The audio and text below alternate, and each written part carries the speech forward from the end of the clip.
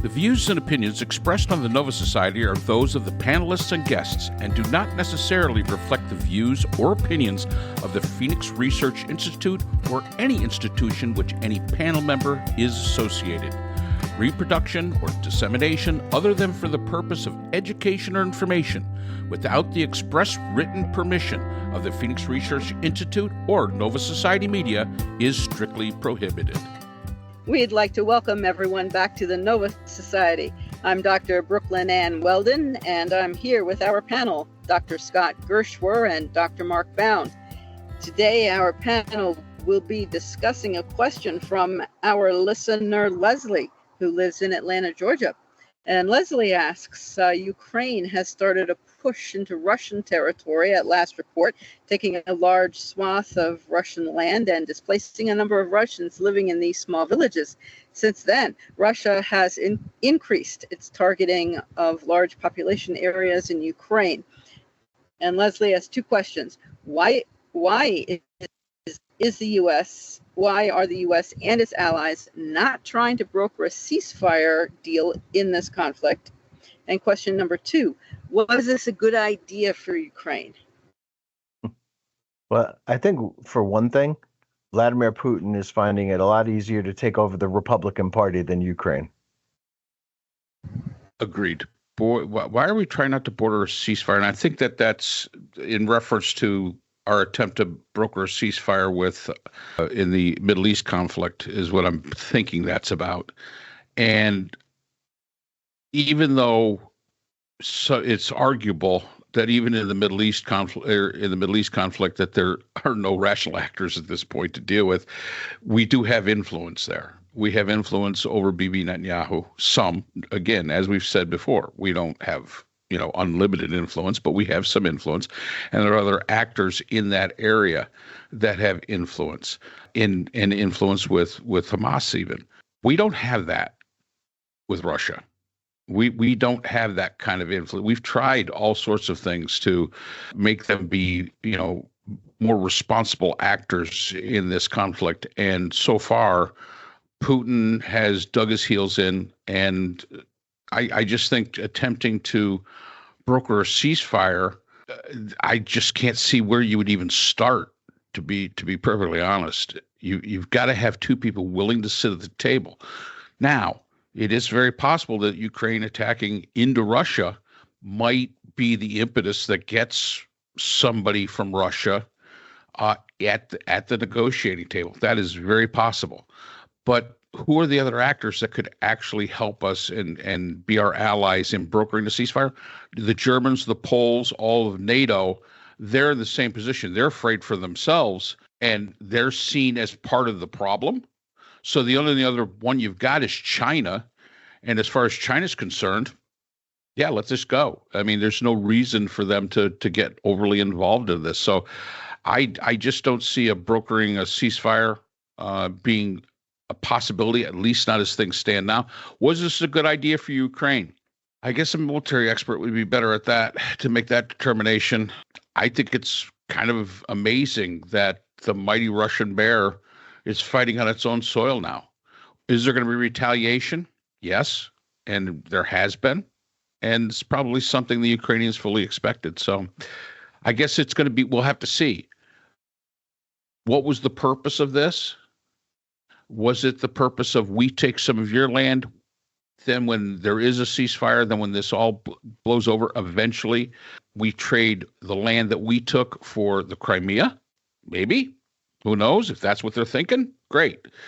There's all sorts of different ways this could go, but I don't think at this point in time we understand really the end game that the Ukrainians are striving for, because there's so many different avenues this could take. Yeah, I agree. And I do think that the idea there behind this was probably to have something to trade. But looking at the bigger picture, look, for one thing, Russia has now become the first nuclear armed country to ever be invaded. And that's pretty amazing. And I don't think that this war ends with Vladimir Putin alive. And so that has to change because he's still alive. And I don't really believe that there's going to be an end to this because there's no reason. I mean, they're not running out of men in Russia. As 600,000 of them or something like that have already fled the country. But they've got plenty of troops, and they've got, I think, 30,000 new troops every day going into Ukraine, not defending the Russian homeland, and they're going to continue that until the day that Vladimir Putin is dead. Whether that happens from the Ukrainian side or his own side, I do not know. But I do think that that's the only way this ends. Yep. This is a standard Russian idea of war. We have more men than you have bullets. It was their philosophy in World War I. It is their philosophy in World War II. It is their philosophy today. We have more men than you have bullets. You will run out of bullets before we run out of men to throw at you. That will be put to the test. And when that has been put to the test, and I agree with Scott, this probably ends, unlike the Middle East, that conflict probably ends with Bibi Netanyahu being ousted from power. In Russia, it's quite a bit different, arguably. And it probably ends with Putin disappearing, which Russians are very good. All I can say to Vladimir is don't go stand next to a window, because that's not really good for people in Russia to stand next to the window. You eventually find yourselves, trying to defy gravity. So that would be my comment on that. So that's it. So if I wanted to add another point, although I know that Scott doesn't like to talk about Trump, but I wanted to append another question to that.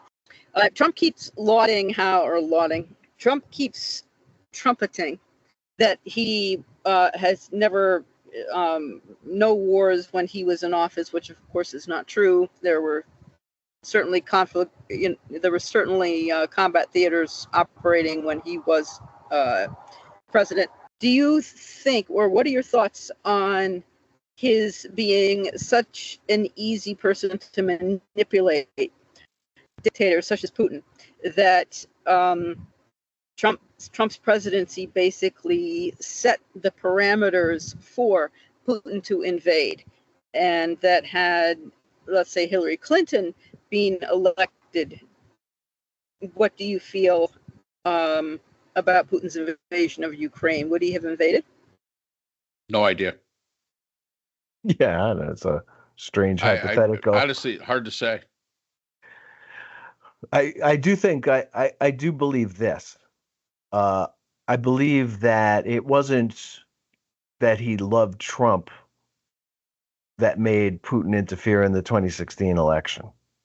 I do believe it was because he hated and feared Hillary Clinton that he did that. And that if he could have helped Bernie Sanders win that nomination, that he would not have interfered in the 2016 general election, because he would have been fine with Bernie or Trump. And that it was really just Hillary Clinton that he feared more than just hated. Because of how he feels about strong women. And now, as you were saying in an earlier podcast, Trump has disappointed him. And so now perhaps there will not be Russian interference to tilt the election toward Trump this time. Yeah, I mean, in 2011 in December, there were mass protests against Vladimir Putin in Moscow. And not a lot of people remember this, but Putin made clear who he thought was behind them. And that was Secretary of State Hillary Clinton. And the protesters were mostly going after Putin for rigging elections. And oddly enough, and Putin made public the idea that it was Clinton who was the one who was saying that the elections were dishonest and unfair, and that he is going to safeguard Russia from this outside interference in internal Russian affairs. So, 5 years later, Hillary Clinton becomes the Democratic nominee, and Putin went all in on destroying her as best he possibly could, and he obviously did a good job. But that is the root of his hatred for Hillary Clinton, and not it had really very little to do with loving Trump. It was really just more about fearing her. Well, I think that they'll go all in on trying to get Trump back in the White House. If they haven't already, they expect that they will. It's hard to say. When you're on Twitter, you see a lot of what you suspect would be bots there who continue to amplify points that right-wingers make. And that's probably a Russian operation as well. But I don't know how powerful they're going to be. It remains to be seen in cities that depend on black voters in the city to overwhelm the red vote in the countryside of those states, right? So we've seen this before, Pennsylvania, with Harrisburg and Pittsburgh and Philadelphia, Wisconsin with what's a big city in Wisconsin? Milwaukee. There you go, Milwaukee. Thank you. Home of beer. There you go. Thank you. And Detroit, of course, and Michigan, and suppressing the vote in those areas was really just a matter of poisoning people toward Hillary Clinton and having them stay home. And we know that the voters didn't come out there. And this is going to be a get out the vote election. Although I did read this morning, interestingly enough, that the Trump campaign is not putting as much money into get out the vote efforts as they are in certifying the vote efforts, which is real interesting. We'll have to talk about that in greater detail another time. But I thought that was a really interesting reveal, that he's not really worried about the count, about the voting. He's worried about the counting and certifying of the votes. Yep. All right. Thank you both. And thank you again to our listeners for your questions. Please continue to email us or text us your comments and your questions. Thank you for joining us. So that's all the time we have for today's episode. The Nova Society is a production of the Phoenix Research Institute. We'd like to thank our sponsors for this episode. BH Conflict Resolution Services, a full-service dispute resolution firm offering expert and cost-effective mediation services to couples, groups, and businesses. BHCRS can be reached at www.bhcrs.com. We'd also like to thank our podcast partners, Buzzsprout, who hosts the Nova Society, Audacity, our editing partners, and Podkite, who does all of our analytics. iHeartRadio, where people get their music and podcasts, Apple iTunes, the largest source for music and podcasts on the internet, Spotify, the most popular source for the Nova Society. The Nova Society is available on all of these and other quality platforms. We'd like to thank all of our listeners. Without you, the Nova Society would not be possible. If you have a comment, question, or would like to be a guest on the Nova Society, we can be reached at nova.society.podcast@gmail.com. Always remember, the power of society is knowledge. So for Dr. Scott Gershwer, Dr. Priscilla Hobbs, Dr. Brooklyn Ann Weldon, and all of us here at the Nova Society, I'm Dr. Mark Bound. Be well, and we hope to see you again next time.